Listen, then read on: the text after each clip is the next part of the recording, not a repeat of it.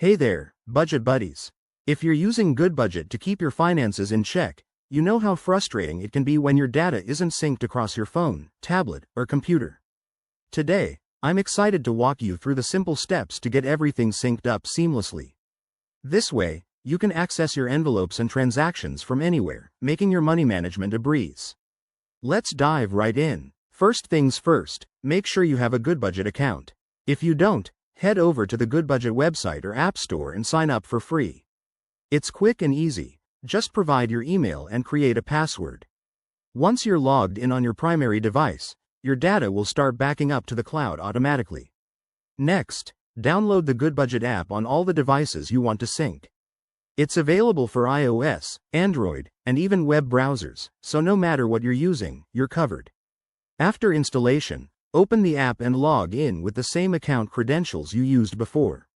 This is key because Goodbudget uses your account to link everything together. Now, for the syncing magic. Go to the Settings menu in the app. Look for the gear icon usually in the top right corner. Find the Sync or Cloud Backup option and ensure it's turned on. If it's not, toggle it on, and give it a moment to upload your latest data. Goodbudget typically syncs in real time, but if you have a lot of data, it might take a minute or two. One important tip. If you run into any issues, like conflicts between devices, double-check that you're on the latest version of the app. You can update it from your App Store. Also, make sure your internet connection is stable. Syncing won't work offline. And just like that, you're all set. Your budgets, envelopes, and transactions are now synced across all your devices. This means you can make changes on your phone during your commute and see them reflected on your computer at home.